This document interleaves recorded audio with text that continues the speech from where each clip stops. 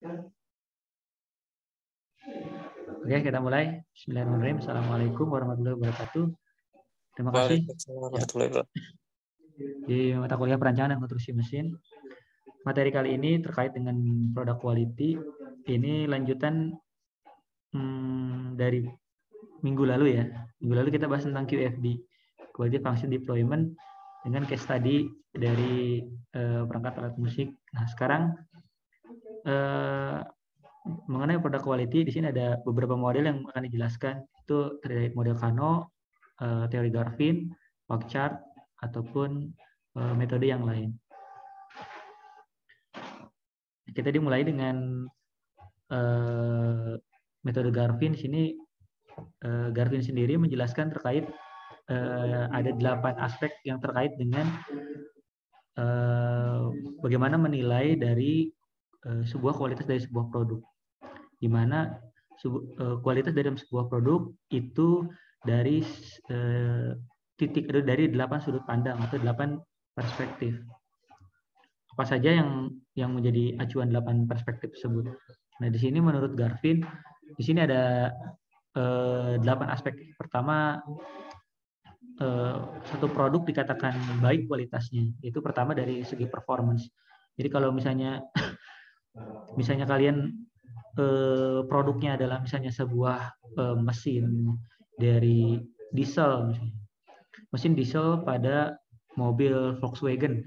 Nah, performa yang dimaksud itu seberapa bagus dia untuk meningkatkan kecepatan, atau misalnya performanya bagaimana dia dari horsepower, dari rentang torsi, atau misalnya percepatan dalam rentang percepatan, misalnya dalam 100 meter dia akan menambah kecepatan sampai berapa detik misalnya, atau misalnya dia mampu untuk berapa horsepower kecepatan maksimal, atau tadi mampu memompa torsi yang digerak untuk menggerakkan dari torsi untuk menggerakkan dari piston itu performance-nya. Jadi lebih ke seberapa baik si mesin itu menjalankan satu pekerjaan. Itu kalau misalnya kendaraannya mobil atau mesin diesel. Tapi kalau misalnya bentuknya mesin yang lain, kayak mesin pencacah jerami, atau misalnya mesin pembangkit listrik dan lain-lain, itu mungkin beda lagi. Terus yang kedua, kalau misalnya kualitas yang kedua, misalnya tadi mesin Volkswagen ya, di sini mesin diesel Volkswagen. Nah, tadi performance sudah ketahuan berapa, kemudian fiturnya dia mampu apa?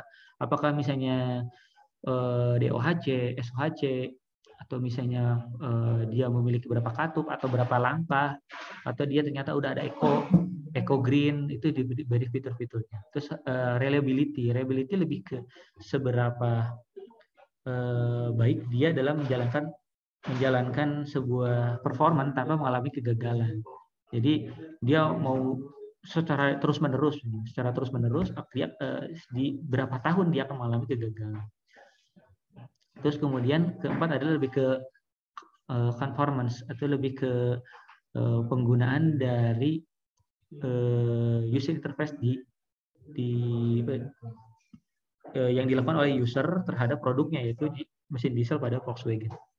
Terus yang kelima durability atau ketahanan. Nah, kalau yang tadi reliability itu seberapa baik dia sampai mengalami kegagalan. Nah, kalau durability dia lebih ke umur pakai. Nah, sebetulnya kalau misalnya dia kegagalan kemudian diperbaiki, terus dia akan mampu tahan berapa lama sampai dia mengalami rusak, sampai tidak bisa digunakan sama sekali. Kalau masih bisa maintenance, itu masih masuk ke reliability. Terus kemudian serviceability, itu lebih ke seberapa mampu dia untuk di maintenance. Jadi maintenance yang dimaksud apabila tadi mesinnya dilakukan perawatan berkala, preventive maintenance atau corrective maintenance, atau misalnya breakdown maintenance, misalnya ada satu kerusakan. Nah, kalau corrective maintenance, apa yang perlu diganti? Apakah misalnya hanya seal-nya, atau hanya klep-nya, atau misalnya hanya diganti oli saja?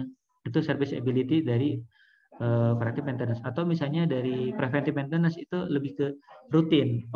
Pembersihan saluran udara, pembersihan dari saluran bahan bakar, itu rutin. Atau pembersihan yang lain. Kalau misalnya serviceability yang terkait breakdown maintenance juga ada misalnya terkait pada saat dia turun mesin, makanya breakdown maintenance ini dilakukan apa? Misalnya dilakukan overhaul, atau misalnya dilakukan pembesaran lubang karena sudah tidak bisa bergerak atau tidak mampu dengan dimensi yang sebelumnya. Dimensi yang ketujuh menurut Garvin yaitu dari estetik. Estetik misalnya satu produk atau mesin itu ditempatkan pada satu mekanisme tertentu. Misalnya di sini ditempelkan pada mobil Volkswagen. Nah, mobil Volkswagen dia akan ditempatkannya pada apa? Apakah nanti akan meningkatkan daya tarik? Mesinnya sih gitu-gitu aja kan, tapi kan ada berbagai produk yang dia menyimpan mesinnya itu menjadi di bagian depan, tapi misalnya menjadi lebih karakteristik. Misalnya tampilannya lebih bagus atau misalnya lebih aerodinamik. Terus kemudian kalau kalian lihat di sini ada saluran udara yang masuk pada saat mobil melaju, itu udara yang masuk melalui grill yang bagian depan. Terus kemudian grill yang depan itu mengalirkan panas yang ada di dalam mesin yang sedang bekerja, terus kemudian dialirkan ke atas, yang dimana suka ada lubang-lubang di bagian kiri kanan atau di lubang-lubang di bagian dekat dengan wiper. Nah, itu adalah tujuannya angin atau udara masuk dari depan, terus kemudian panas yang di dalam akan didorong oleh angin atau udara yang masuk, terus kemudian udara panas itu menjadi keluar. Itu salah satu fungsi hubungan antara performance dengan estetik. Terus ke sini lebih ke perceived quality. Perceived quality itu lebih ke brand awareness ya. Maksudnya ada produknya bagus tapi ternyata produknya dengan brand yang baru. Atau misalnya ada orang lain bilang, saya mau buat produk yang penting Honda misalnya, yang penting Toyota. Itu kan lebih ke brand awareness. Jadi lebih dia ada persepsi terhadap kualitas satu produk dengan merek tertentu. Walaupun memang belum tentu yang banyak digunakan atau yang terkenal itu lebih baik dibandingkan produk yang baru. Tapi itu menjadi bahan pertimbangan bagaimana menurut Garvin dimensi dari kualitas itu lebih dari 8. Nah, kita kembali ke permasalahan kalau misalnya kalian akan merancang atau mengkonstruksi sebuah mesin atau sebuah mekanisme atau alat. Nah, maka yang perlu kalian perhatikan bukan hanya performanya, tapi kalau misalnya digunakan untuk yang lain, nah itu apakah ada fungsi-fungsi yang lain tidak? Contohnya di sini ada performance atau kemampuan mesin itu, apakah estetiknya dibagus atau yang lain, itu bisa dilihat di sini. Jadi bukan hanya dari satu sisi. Kalau misalnya ingin untuk dibuat di mass production digunakan banyak, ya silahkan gunakan untuk dengan beberapa aspek ini. Terus kemudian aspek yang 8 tadi yang sudah saya jelaskan ini bisa ada penjelasannya. Ini bisa kalian baca kembali ya. Terus kemudian selanjutnya, Nah, selanjutnya ini terkait dengan tadi Garvin, sekarang model Kano. Model Kano, nah ini sebetulnya dikembangkan di Jepang ya oleh Ryaki Kano tahun 84. Nah, ini lumayan lama ya. Yang tadi tahun 80-an, sekarang 80-an. Secara teori itu masih banyak yang digunakan di perusahaan Jepang atau Toyota Production System. Nah, di sini menurut Kano, model Kano, pada saat satu produk posisi produk itu ada di posisi mana? Apabila produknya ada di posisi yang tengah, yang di sini sedang dalam kondisi yang akan dieksekusi di sini. Nah, itu produknya akan mengarah kemana? Atau misalnya produknya awalnya di tengah, dia akan mengarah kemana? Kalau misalnya produknya gitu-gitu aja, tidak ada perkembangan, tidak ada inovasi, maka dia malah akan turun di sini, basic.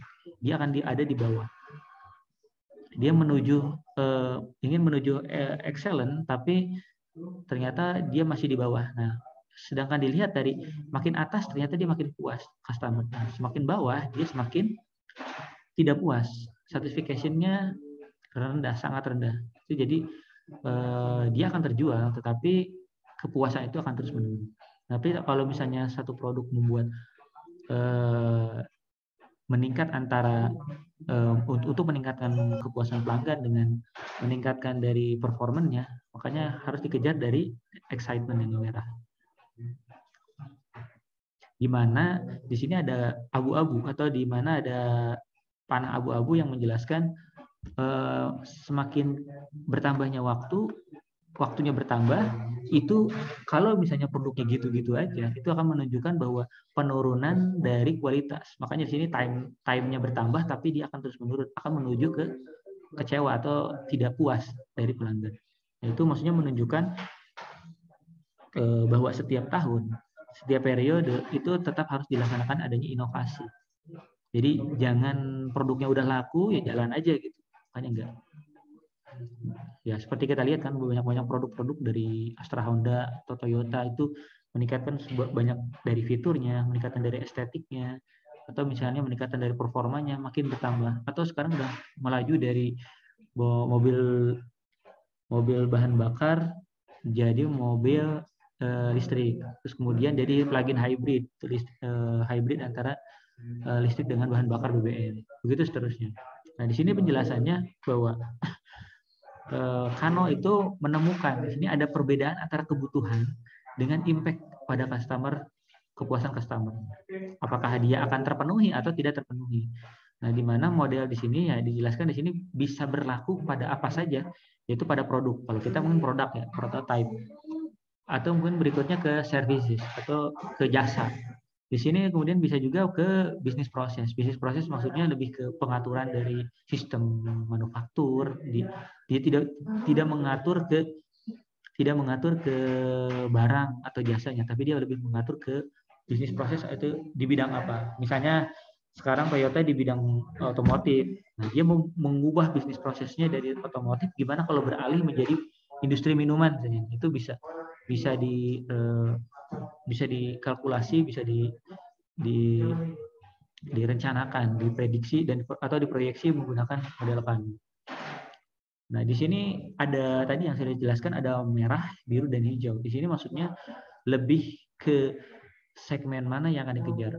Kalau misalnya tadi basic itu tetap requirement awal yang tadi yang sudah ditentukan tetap harus dilaksanakan. Ini kan must be, berarti memang harus dilaksanakan minimal yang basic. Tapi kalaupun basic itu terus, otomatis dia di bawah standar, di bawah nilai tengah.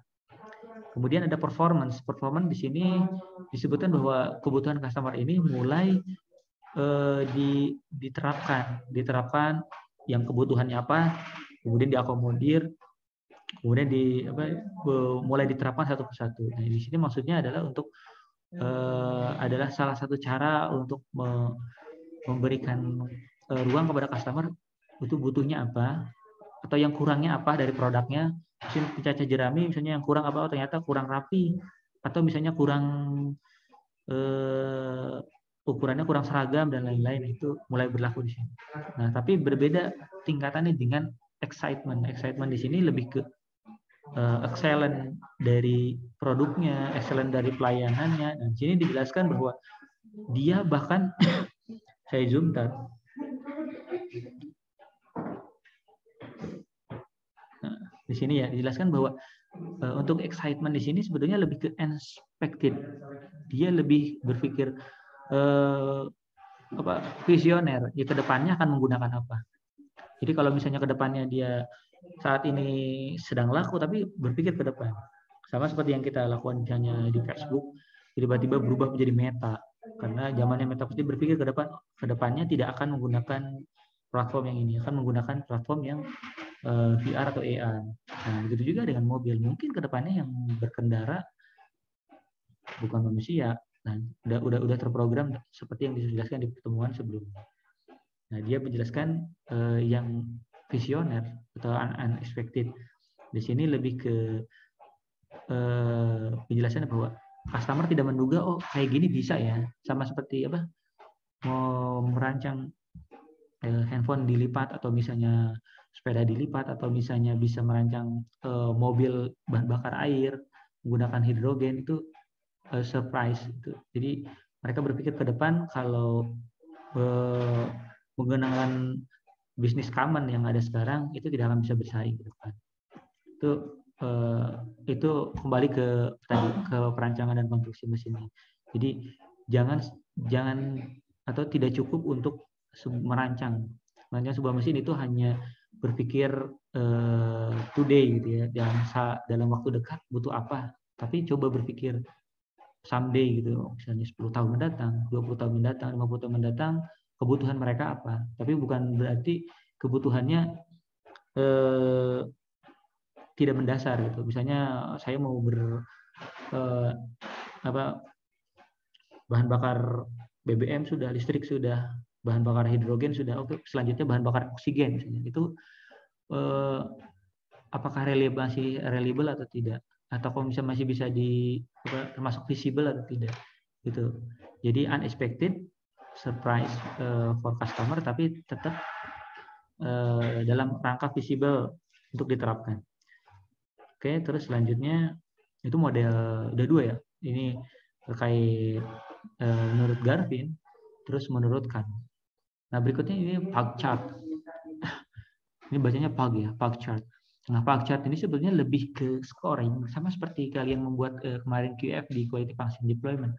Tapi bedanya di sini dia pug chart ini lebih ke membandingkan apabila produk yang kita propose itu dibandingkan dengan di benchmark dengan produk yang lain yang sejenis atau yang sejenis atau menyerupai, atau misalnya yang belum ada tetapi kita jadikan desain kedua dan lain-lain. Contoh di sini misalnya di sini ada dia membuat bikin alatnya adalah pet feeding misalnya, atau otomatis memberi pakan otomatis misalnya. Nah, di sini original desainnya kayak gini, terus ada kompetitor, ada kompetitor kedua, kompetitor ketiga. Nah, ini ada desain yang dipropos, ada 4 jenis. Yang pertama dia menggunakan screw, di mana dia setiap timer berapa dia akan naik atau dia akan turun, sehingga si makanan tadi akan menjadi terisi seperti dispenser menggunakan metode screw. Nah, ini lebih ke auditory response. Jadi dia lebih ke memberikan respon dari si peliharaannya tadi, apakah dari suara, oh ini suara ini tandanya dia mau makan, makanya dia langsung mengisi ke dispensernya. Terus yang ketiga dia menggunakan feedback dari owner, misalnya feedback secara wireless, atau misalnya feedback menggunakan perintah timer. Jadi dia langsung dispensernya kebuka otomatis dan lain-lain. Atau misalnya di sini lebih ke large, atau dia lebih ke desain, dia pasti terisi dengan kontainer yang sama. Jadi kalau misalnya dimakan, sebagian kontainernya akan terisi. Ini itu lebih ke mekanisme. Dari perbandingan produk-produk yang existing, terus kemudian produk yang original, kemudian dibanding dengan desain yang dipropose. Misalnya di sini ada 4 jenis desain. Nah, 4 dari perbandingan ini kemudian dibuat matriks. Di sini ada, kalau di diagram ini dia atau di chart ini dia membandingkan, yang pertama di sini ada kriteria. Kriteria yang dimaksud adalah apa yang akan dibandingkan atau apa yang dibutuhkan oleh si pengguna user dimasukkan ke dalam kriteria. Terus kemudian ada weight atau bobot dari si produknya. Nah, itu si produknya itu otomatis beda, ada yang berskala kecil, berskala menengah, maupun skala besar. Itu bisa dari weight atau bisa dari dimension misalnya. Nah, tinggal kita tentukan menurut customer atau user apakah makin berat makin bagus atau makin ringan makin bagus. Nah, itu yang diberikan scoring. Kemudian dari 2 hal ini kemudian diberikan perbandingan mana yang kira-kira memberikan skor paling lebih baik, mana yang biasa saja, mana yang buruk. Nah, di sini diberikan scoring, misalnya kalau tanda plus, misalnya skornya 5 atau 0, skornya 0, minus 1 atau minus 2, kemudian di scoring, kemudian muncul di bawahnya ada net score. Nah, skor mana yang paling tinggi, kemungkinan itu yang akan dipilih. Kalau misalnya desain antara 1 dan 4 yang dipropos tadi, ternyata desain 1 dan desain 3 yang memberikan scoring paling besar. Tinggal dibandingkan dari pug chart sini. Misalnya dia reliable, yang lebih reliable ya, ternyata desain nomor 3. Yang lainnya ternyata sama. Cuman dari durability yang ketiga belum bisa diketahui. Yang pertama sudah diketahui. Itu bisa jadi pertimbangan jika skornya tidak terlalu jauh. Nah, ini sebetulnya analisis yang berikutnya yang menurut saya banyak sekali digunakan atau udah umum, itu analisis SWOT atau strength, weakness, opportunity, and threat. Jadi lebih ke strength itu kekuatannya apa, weakness atau kelemahannya apa, opportunity atau keunggulan atau apa peluang di pasarnya bagaimana, kalau threat itu lebih ke ancaman atau kita produk baru untuk bersaing dengan produk yang sudah settle. Nah, sebagai contoh di sini banyak produk yang sudah dibuat pada saat merancang sepeda misalnya. Nah, sepeda yang dibuat itu lebih ke single user.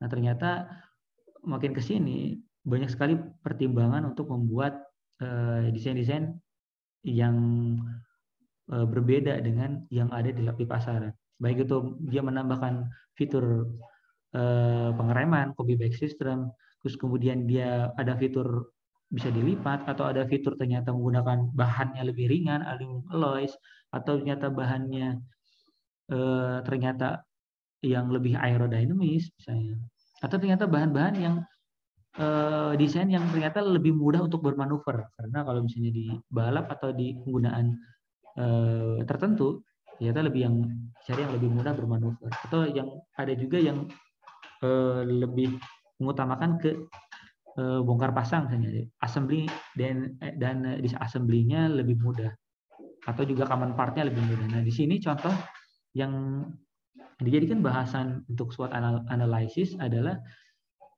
desain sepeda untuk sepeda tandem. Sepeda tandem di sini ternyata sudah ada kejuaraan yang menggunakan sepeda tandem. Nah, padahal sepeda tandem di sini banyak yang modifikasi, tetapi sudah mulai produsen-produsen besar yang menggunakan pembuatan sepeda tandem. Ternyata sepeda tandem tidak sama dengan sepeda yang single user, di mana dia digabung dua rangka digabung. Nah, ini sebetulnya menjadi concern tersendiri pada saat yang depan berbelok, yang belakang masih belum mengikuti. Nah, itu kemungkinan sasisnya dia menjadi atau sambungan rangka baik menggunakan las titik misalnya atau las argon, nah dia akan menjadi mudah mengalami deformasi. Terus kemudian bisa dilihat pada saat proses akselerasi menggunakan kayu sepedanya. Di sini bisa dilihat dia menggunakan dua buah transmisi, sama-sama menggunakan gear dan rantai puli, tetapi bisa dilihat bahwa gearnya depan dan belakang berbeda. Yang pengemudi depan dia menggunakan gear depan yang lebih besar, yang belakang lebih kecil. Terus kemudian yang belakang itu gear yang kecil tadi disambungkan dengan gear yang besar yang di dianya. Itu ternyata kalau secara konsep sebetulnya sama saja, karena yang di kayu atau posisi kayunya berada di posisi gear yang besar. Tetapi yang di sini menjadi concern adalah suaian pada saat bagaimana mendesain bahan dan kekuatan pada transmisinya, pada rantainya. Terus belum nanti dihitung apakah misalnya pada saat yang depan memutar ke depan, yang belakang memutar ke belakang, nah itu akan menjadi tarik menarik, apakah sudah cukup kuat tidak. Jangan sampai nanti pada saat pertengahan dia putus misalnya. Itu adalah salah satu contoh. Nah, di sini SWOT analysis yang dilakukan ternyata sudah cukup lama, 2007. Di sini adalah dari Brawl Bicycle, di mana SWOT di sini adalah mengeksplor potensial untuk menambahkan sepeda tandem untuk di 2008 atau di tahun depan, di 2007 ya, untuk 2000 depan. Nah, ternyata sampai saat ini dia, kalau dari bahasanya ini ekspor potensial. Jadi belum pernah memproduksi sepeda tandem di katalog mereka atau di pabrik mereka. Nah, di sini mereka bandingkan.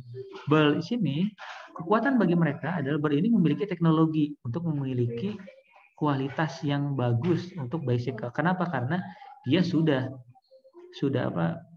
memproduksi sepeda single user yang terbukti bagus misalnya. Terus Engineer di sini concern penuh atau dukung penuh untuk project tandem ini. Nah, terus kemudian strength-nya itu akan meningkatkan produk lain yang sebelumnya tidak ada tandem jadi ada. Terus market for tandem ini is growing, jadi semakin banyak yang menggunakan dan ini masih belum banyak produsen yang menggunakan.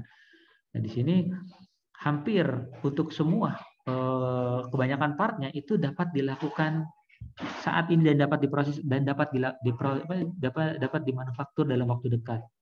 Itu mereka optimis maksudnya dimanufaktur siap gitu. Terus yang berikutnya dia dapat membuat paten atau paten produknya, yaitu di sini pada suspensionnya. Di sini suspension dia akan membuat sistem suspension sendiri. Mungkin di sini disebutkan bahwa produk ini itu dia jagonya di suspension sebenarnya, jadi lebih nyaman. Itu kekuatan yang dia berikan karena potensi dari perusahaan. Nah, kemudian ada dari weakness-nya, dari kelemahannya. Ternyata sampai saat ini jelas pasar dari tandem ini belum banyak daripada single user. Dari keseluruhan penjualan hanya terjual kurang lebih dari 1%. Tapi 1% dari seluruh dunia berapa juta unit itu menjanjikan, atau berapa miliar unit menjanjikan. Terus profit margin mungkin lebih sedikit karena untuk menggait pasar ya. Terus di sini untuk mendevelop atau mengembangkan produk ini karena belum pernah, otomatis biayanya jadi besar di awal. Terus setelah dihitung ternyata payback time atau payback periodnya 3 tahun. Padahal 3 tahun itu banyak produk-produk lain yang lebih bagus atau yang lebih bersaing dengan yang dia buat. Di sini kelemahannya juga di sini kurang lebih akan memakan waktu 6 bulan untuk masuk ke dalam pasar dengan produk yang baru ini, karena otomatis si penjualan yang sekarang itu harus terpenuhi dulu. Jangan sampai nanti dia produk yang sebelumnya belum laku, belum mencapai target, dia masuk ke produk yang berikutnya yang akan merusak pasar yang sebelumnya. Terus peluangnya di sini tandem bicycle-nya ini membuka pasar yang baru. Jadi mana dia tadinya pasarnya ABCD, dia membuka pasar EFG misalnya. Itu mulai yang tadinya pasarnya itu hanya untuk misalnya perkantoran atau misalnya kaum urban yang di perkotaan. Nah, sekarang udah kayak gini, jadi lebih ke meningkatkan pasarnya tadi antara orang tua dan anak, misalnya suami istri itu bisa. Terus kemudian ke peluang yang lainnya di sini dia bisa mengekspand bisnisnya. Terus tapi tantangannya bagi dia adalah tidak cukup unik untuk menggait customer. Ini kan cuma sepeda digabung aja, itu bagusnya apa gitu kan? Kadang-kadang ada customer seperti itu. Terus yang berikutnya agak sulit ternyata untuk membawa karena dimensinya menjadi lebih panjang. Oke, nanti solusinya dijelaskan itu. Nah, ini karena tadi biaya pengembangannya masih mahal. Nah, ternyata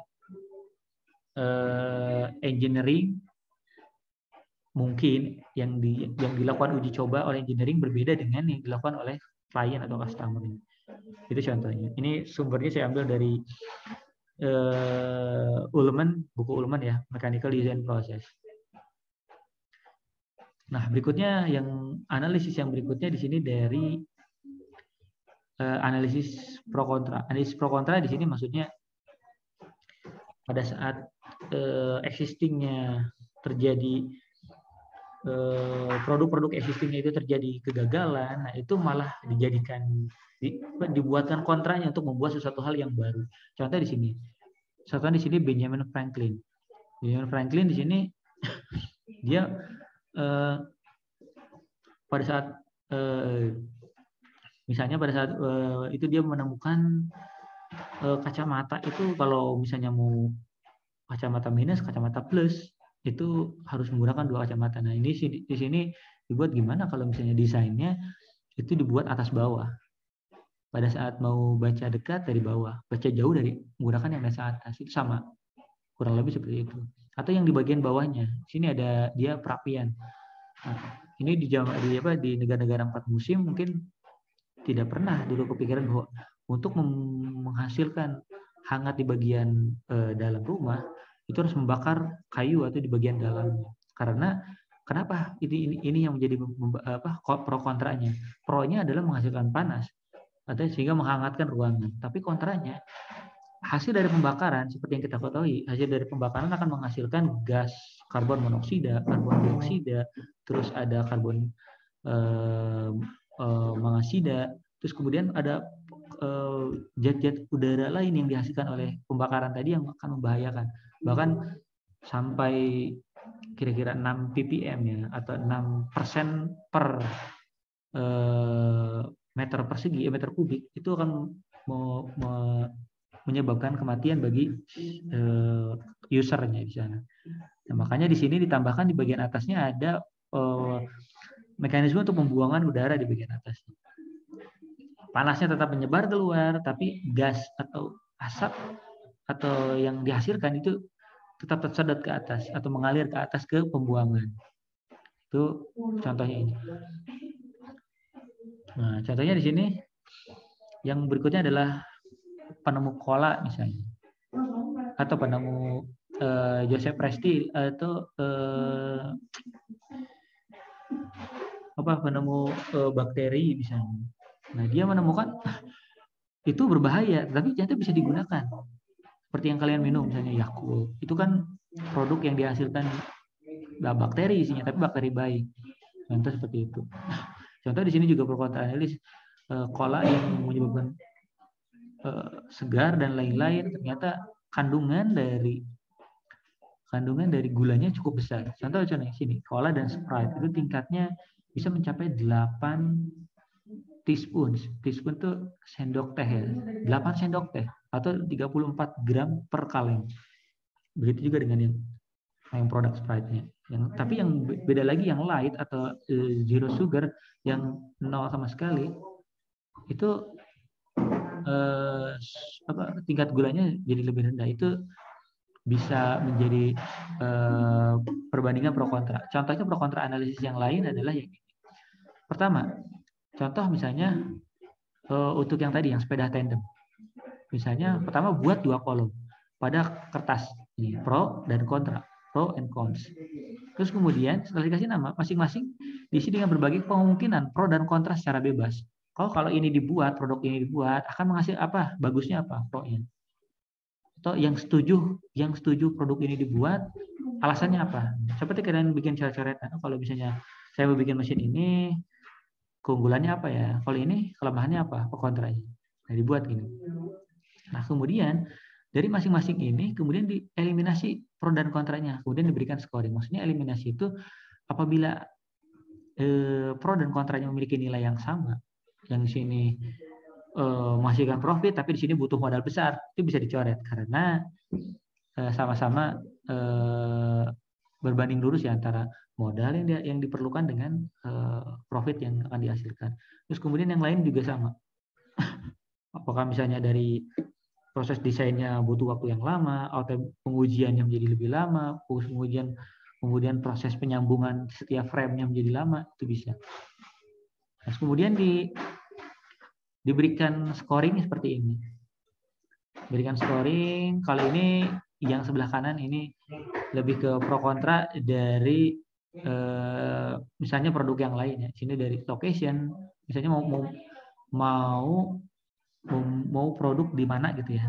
Saya mau bikin produk di mau buat produk misalnya si tandem ini di daerah Jawa Barat misalnya. Di Jawa Barat ini apakah menjanjikan ke location-nya? Atau misalnya tokonya di mana? Atau misalnya dekat dengan sekolah apa ngaruh atau tidak? Itu dan lain itu kan di scoring. Dari scoring ini kemudian dinilai. Di summary, skornya paling tinggi mana? Oh ternyata nilai pro-nya yang besar. Oke, berarti setuju? Iya, Bu. Ya.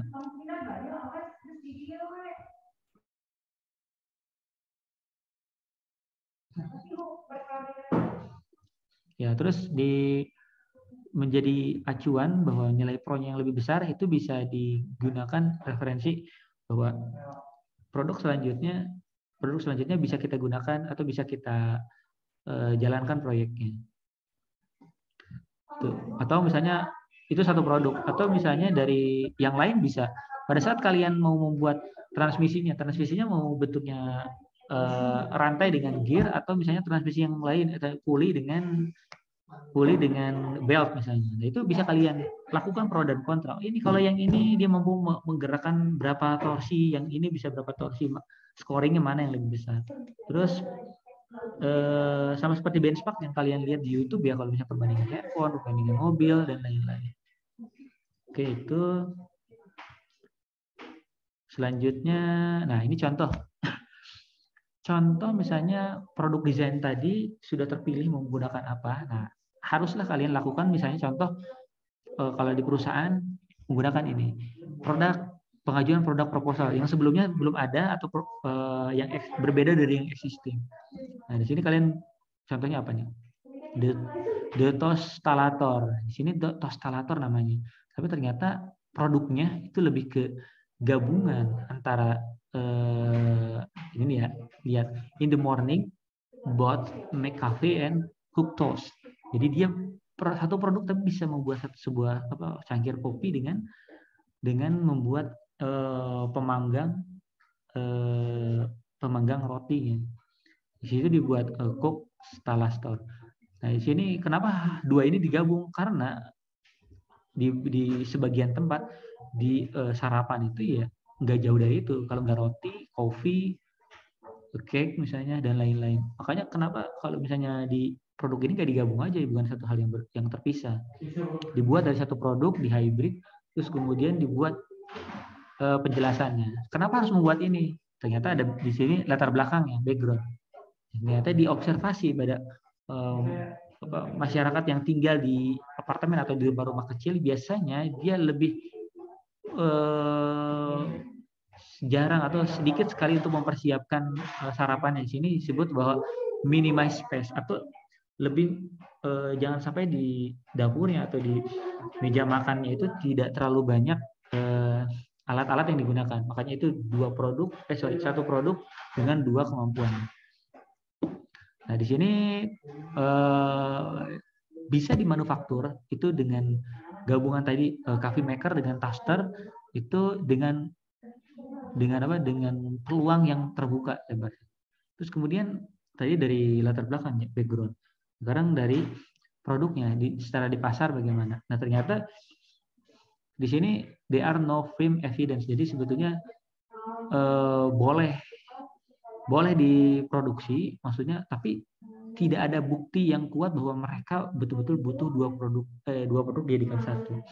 Memang butuh space yang minimal, tapi belum terbukti bahwa dia membutuhkan produk dengan dua gabungan itu. Nah, di sini makanya dia masih anekdotal demand. Jadi si produknya masih belum tahu demand-nya seberapa banyak. Nah, terus di sini ya study dari tadi ya, dari minimize dari space-nya itu juga belum ada studinya. Terus dari apakah banyak yang menggunakan si produknya itu juga masih belum terbukti sebetulnya. Terus kalau misalnya dari competition itu di sini jelaskan there is no known product such as this in the market today. Jadi sebetulnya belum ada sama sekali produk yang serupa atau sejenis. Jadi masih jika dikembangkan ya berarti belum ada kompetitor yang memulai. Di sini bahkan sampai inisial patent surveinya ini juga belum ada dengan produk yang ini. Jadi peluang menggunakan produk yang baru dengan peluang patennya. Jadi kalau ada yang mengikuti, nah berarti patennya tetap dipegang oleh satu kompetitor atau satu manufakturer. Di sini dengan nama Tostalator misalnya.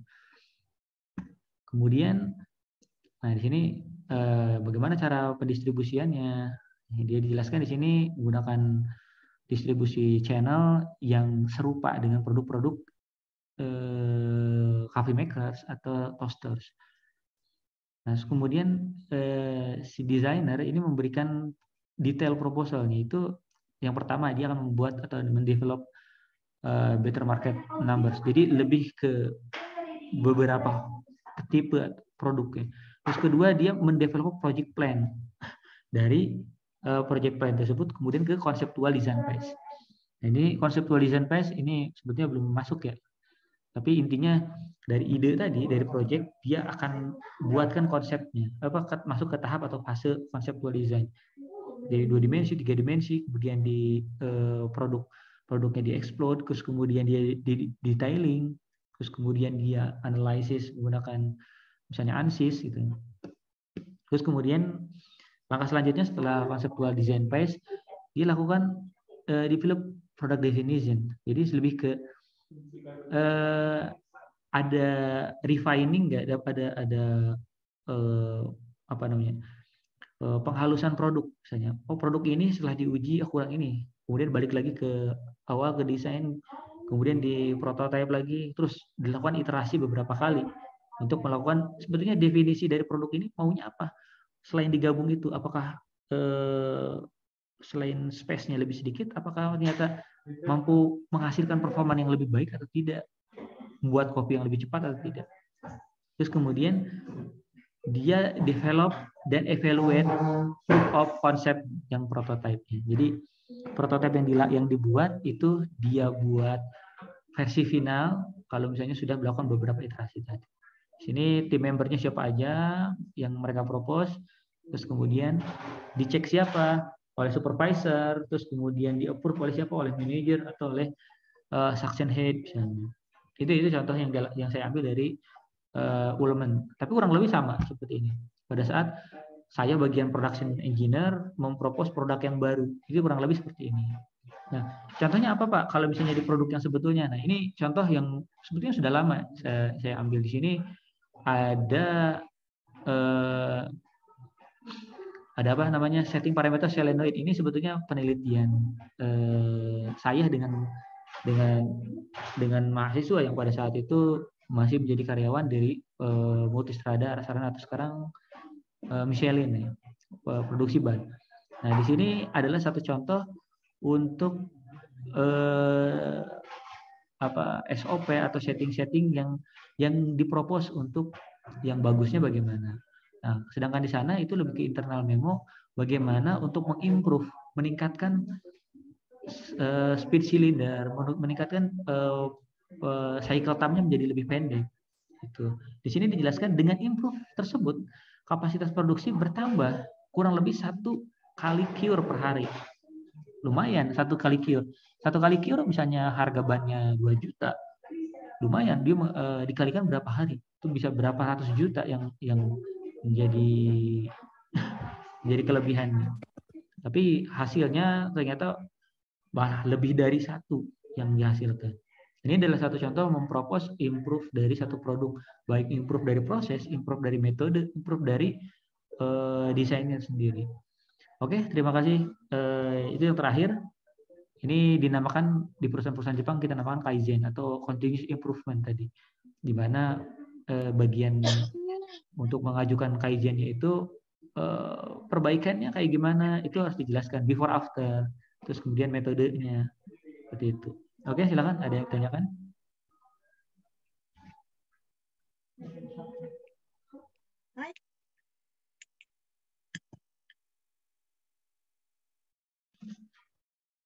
Oke, ada ditanyakan mungkin.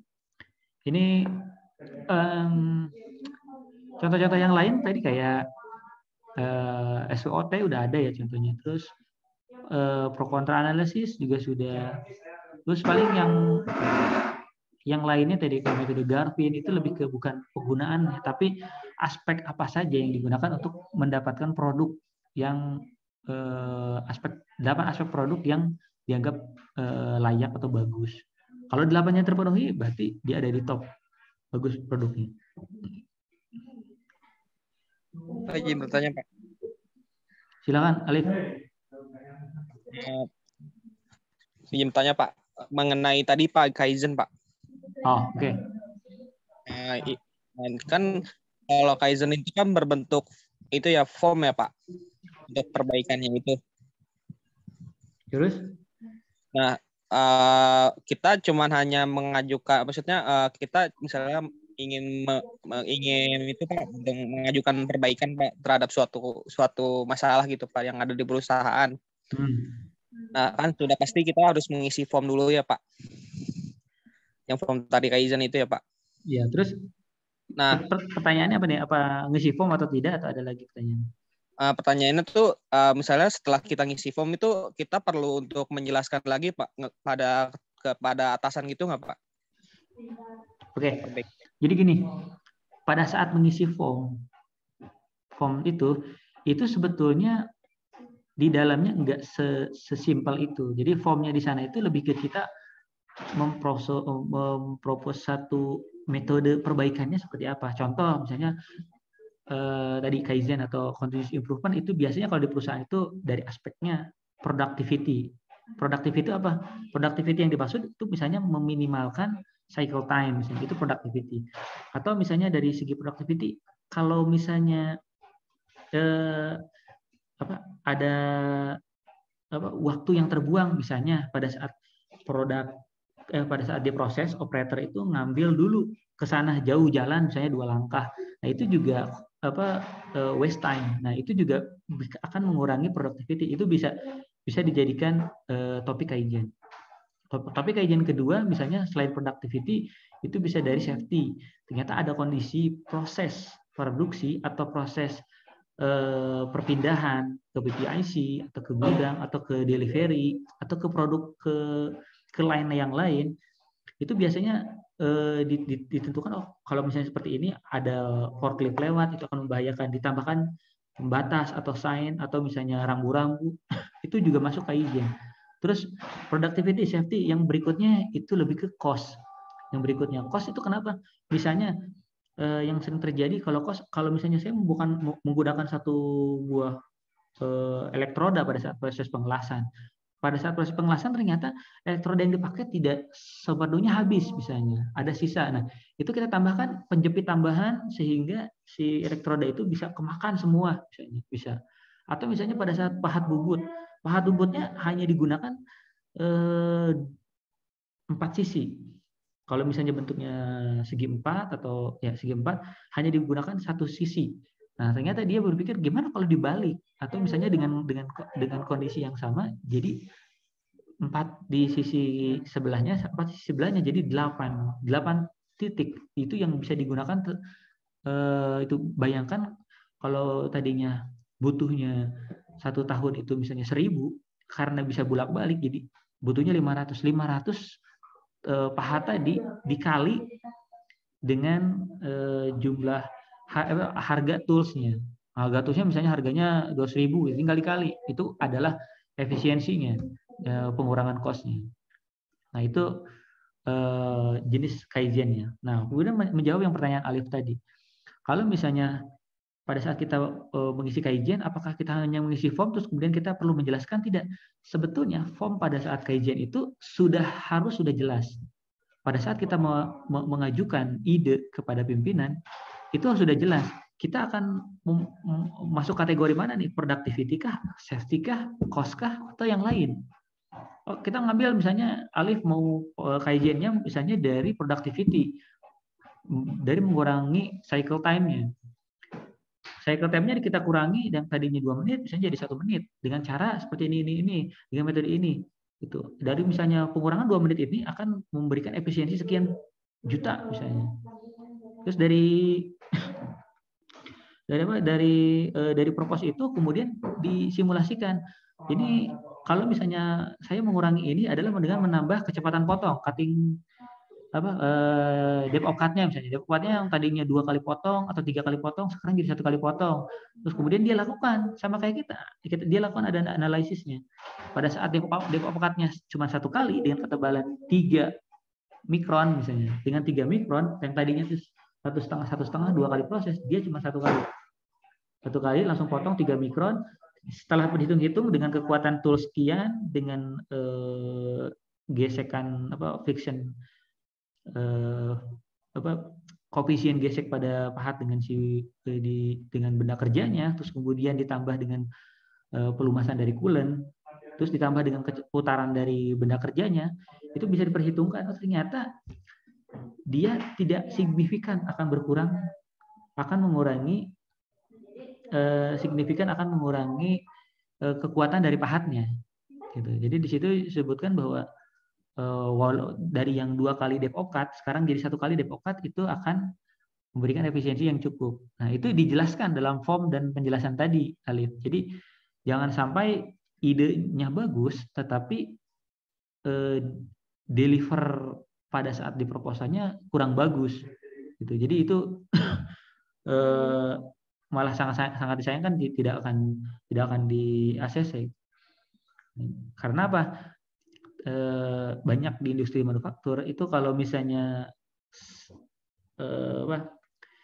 bagus atau tidaknya satu produk dan satu bagian itu dilihat dari berapa banyak dia memberikan continuous improvement. Kalau misalnya memberikan sesuai target itu biasa. Tapi kalau misalnya yang memberikan improvement yang banyak itu malah mendapatkan apresiasi biasanya. Mungkin itu, Alif, terjawab nggak, Alif? Baik Pak, terima kasih Pak atas Oke. jawabannya. Ya, ada yang lain silakan.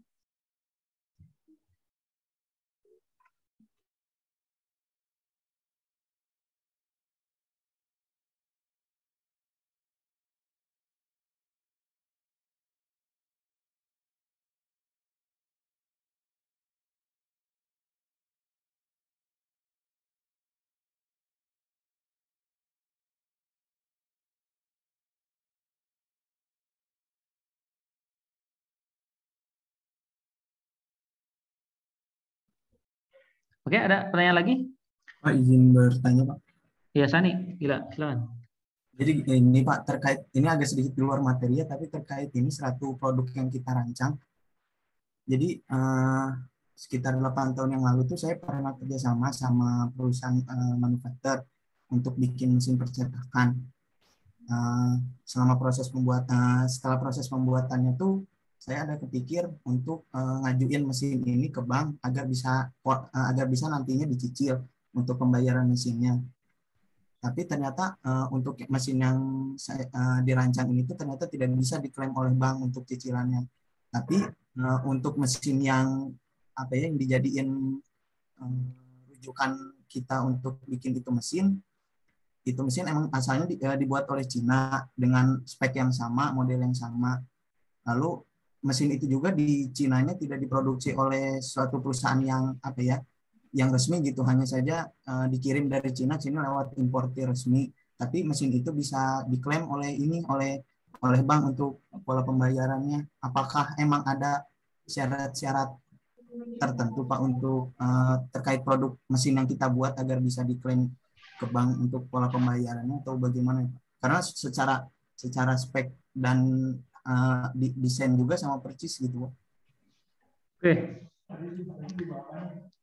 Ya, terima kasih Sani. Ini sebetulnya saya kurang paham nih kalau hubungan dengan bank nih ya. Tuh. Soalnya belum pernah sih masukin pinjaman gitu. Tapi intinya gini, praktek pembelian mesin Cina terus kemudian di redesign atau diganti wajahnya gitu ya Sani, diganti wajahnya menggunakan di kita, terus kemudian kita buat dengan merek kita, itu udah banyak Sani sebetulnya. Udah hal yang umum, Sebetulnya gini, yang terjadi ya, contoh misalnya saya importir atau saya punya bengkel, terus kemudian Sani yang mau beli gitu ya, yang mau beli mesin, Pak, ada nggak mesin mesin A kayak gini di Indonesia nggak ada. Nah, kemudian biasanya itu tuh saya itu biasanya saya cari ke Cina. Kenapa cari di Cina? Karena mereka mau aja bikin custom kayak gitu, langsung jadi. Itu lebih murah daripada kita harus bikin dari awal. Gitu. Kenapa kita berani ke sana? Karena dia, betul kata Sani tadi, dia di sana tidak ada bikin produknya dipatenkan, terus produknya dimerkkan. Rata-rata enggak Sani. Jadi mereka bikin produk sekali jadi, ya selesai ke kita, terus kita bawa, terus kita rebuild, ganti rangkanya, atau misalnya kita ganti tampilan depannya menggunakan merek kita gitu ya, Derry misalnya. Itu banyak yang kayak gitu. Tapi yang menjadi concern di sini adalah si pembelinya. Apakah si pembelinya harus produk-produk dengan garansi atau produk-produk dengan merek yang teruji, atau dengan yang sekarang itu adalah tingkat kandungan dalam negeri, TKDN. Nah, apakah itu mempersyaratkan nggak? Kalau ternyata tidak mempersyaratkan, itu boleh. Kayak tadi Sani beli sebagai petani, yang penting sawah saya ada traktornya. Tapi saya pengen traktor yang kayak gini-gini di Indonesia nggak ada. Setelah dicek ada di Cina. Itu boleh kita beli karena mereka tidak ada concern buat TKDN minimal 40% gitu ya, di aturan di pemerintahan kan 40% minimal. Di bawah 40% tidak boleh. Atau misalnya harus merek tertentu atau merek yang punya paten atau vendor yang terpercaya. Nah, di kita nggak ada Sani kayak gitu. Jadi kalau misalnya customer-nya tidak mempermasalahkan, nggak masalah. Kita beli kayak gitu. Terus baik lagi ke bank. Bank itu sebetulnya kalau misalnya yang jadi menurut saya yang menjadikan objek agunannya adalah satu mesin, dia hanya akan menilai Sani pinjam berapa nih? Sani pinjam 10 juta, yang jadi jaminan mesinnya kira-kira nilainya berapa? Kan ada juru taksirnya. Nilainya ternyata mesinnya nilainya 15 juta, ya mereka nggak mau. Itu nilainya 15 juta, pinjaman 10 juta, jangan-jangan setelah itu nggak lama rusak lagi kan gitu. Tapi kalau misalnya itu kalau misalnya jadi jaminan. Tapi kalau misalnya ternyata mesin itu akan menjadi bahan kita untuk expand, oh ini saya akan produksi ini. Nah mereka juga nggak bakal lihat kita akan produksi apa biasanya. Si mesin itu hanya akan dijadikan satu produknya. Yang dijadikan jaminan apa? Apakah bentuknya barang modal ya, atau seperti mesin, atau ke gedung, atau tanah. Nah itu biasanya. Kalau hubungan dengan pembiayaan, Sandi. Jadi mereka nggak peduli si mesin yang jadikan jaminan itu buatan mana, atau misalnya dibuat oleh kita atau oleh Cina, itu menurut saya sih nggak jadi ini.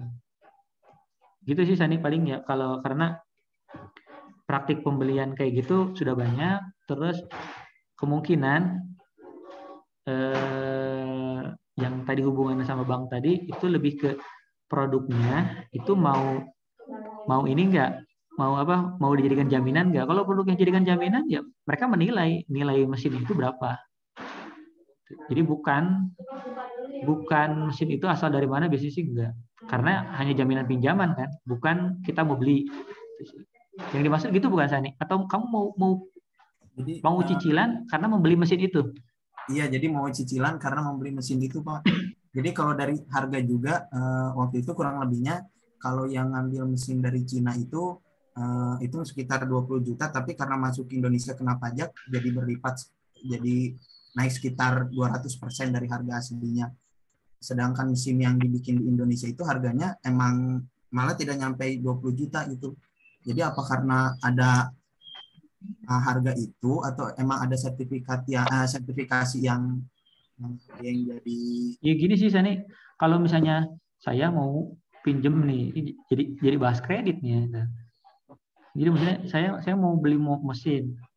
Nah, sebetulnya nilai kreditnya itu kan dari nilai mesin itu saat survei itu dilakukan. Kalau surveinya dilakukan tanggal sekarang, berarti nilai sekarang. Tapi kalau misalnya mesinnya baru itu ya, kalau misalnya mesinnya ternyata second, ya pasti dihitung nilai depresiasinya berapa. Nah, depresiasi jika mesin normal, tapi depresiasi plus kerusakan. Kalau misalnya ada beberapa titik kerusakan. Terus kalau misalnya Sani mau beli mesin, kalau impor 40 juta, beli di lokal 20 juta, ngapain beli keluar tuh? Kalau di lokal ada yang 20 gitu sih maksudnya sih. Kalau yang 20 itu tuh sebelumnya emang mesinnya nggak ada, jadi 40 tuh kan saya nyari tuh ke produsen pendatang mesin dari Cina, terus udah tahu speknya gini, ternyata harganya 40 juta itu. Terus cobalah, karena ada banyak model desainnya di internet, cobalah didiskusiin sama ada bengkel pembuat mesin gitu. Jadi sama Oh, dia yang ngemodalin dulu bengkelnya itu. Cuman ditanya, dia ngobrol-ngobrol sama dia, nanya gitu. Saya nanya, apa mesin-mesin gini itu bisa diajuin cicilan nggak sih ke bank? Karena kan yang saya tahu sebelumnya, karena nanya ke importir dari Cina, semua mesin yang dia datangin itu rata-rata bisa tuh dijaminin ke bank. Sedangkan ketika saya nanya ke yang orang Indonesia ini bikin, pengalaman dia belum pernah lolos masuk bisa kayak gitu. Saya rasa jelas sih Sani. Jadi kalau misalnya ada kasus kayak gitu, kamu mau beli ke PTA. PTA itu yang import gitu kan. Nah, itu mah terserah. Kamu dealnya berapa nih mau belinya. Kalau kamu dealnya di harga 40, terus mau melakukan ke pihak bank, ya bank sebetulnya gampang. Bayarin 40 ke PTA, terus kamu cicilan ke bank itu. Sebetulnya kan kayak gitu, asal ada bargaining dari gitu sih. Gitu ya. Jadi maksudnya asal harganya cocok, kecuali si bank ini perlu mentaksir nilai normalnya berapa gitu. Kayak misalnya nih, saya punya mobil. Saya mau jual ke mobil itu ke tetangga. Tapi tetangga itu nggak mau cash, maunya kredit misalnya. Terus kemudian ya udahlah, kita ke leasing aja atau ke bank. Nah, nanti diketemulah dalam satu meja itu 3 pihak. Pihak bank, pihak pembiayaan, pihak yang beli, pihak penjual. Gitu. Kamu mau kata pihak pembiayaan, kamu mau beli berapa? Oh, kita sepakat di harga 100 juta. Terus penjual sama pembeli sepakat nggak? Oke, sepakat 100 juta. Terus pembiayaan, mau bisa nggak pembiayaan 100 juta? Oh, bisa, 100 juta plus bunga. Terus tiga-tiganya setuju. 100 juta plus bunga, ya selesai. Kan nggak masalah gitu kan. Yang penting mah harganya disepakati penjual dan pembeli. Ya, pihak pembiayaan kan bodo amat mau barangnya dari impor atau dari lokal gitu sih. Gitu ya Sani. Oke. Ini Pak, mau satu lagi. Apa? Katanya tuh saya mau nanya ini terkait produk yang misalkan Sani bikin mesin ya. Terus kalau mau ngesertifikasinya itu kemana Pak? Sertifikasi terhadap mesin yang dibuat itu. Badan yang harus didatengin untuk jadi gini, sertifikasi. Dalam satu mesin itu sertifikasi itu tergantung sertifikasi apa. Kalau misalnya saya belinya mesin bubut dari Jerman misalnya. Nah, yang dimunculkan itu adalah sertifikasi akurasi. Karena yang saya beli adalah mesin bubut akurasi tinggi gitu. Mesin bubut akurasi tinggi yang di spek itu misalnya dia plus minus sampai 2 mikron. Nah, itu harus dia buktikan pada saat nyampe ke kita, ke Indonesia, si pihak manufakturer itu harus menguji kembali apakah betul akurasinya itu betul plus minus 2 mikron. Karena khawatir pada saat di perjalanan goyang-goyang, jatuh, bergeser sehingga dimensinya berubah. Gitu. Itu satu, kalau misalnya sertifikasinya dari itu dikeluarkan oleh si manufakturernya karena apa yang dijanjikan. Gitu. Terus kemudian ada sertifikasi kedua adalah yang saya bahas tadi, tingkat kandungan dalam negeri, TKDN. Nah, nilai TKDN itu dikeluarkan oleh Kemenperin, Kementerian Perindustrian. Kementerian Perindustrian itu mengeluarkan itu dari si pemilik mesin. Pemilik mesinnya mau disertifikasi enggak? Sertifikasi TKDN, kalau mau bayar dia ke Kemenperin. Itu sertifikasi kedua. Terus sertifikasi ketiga dari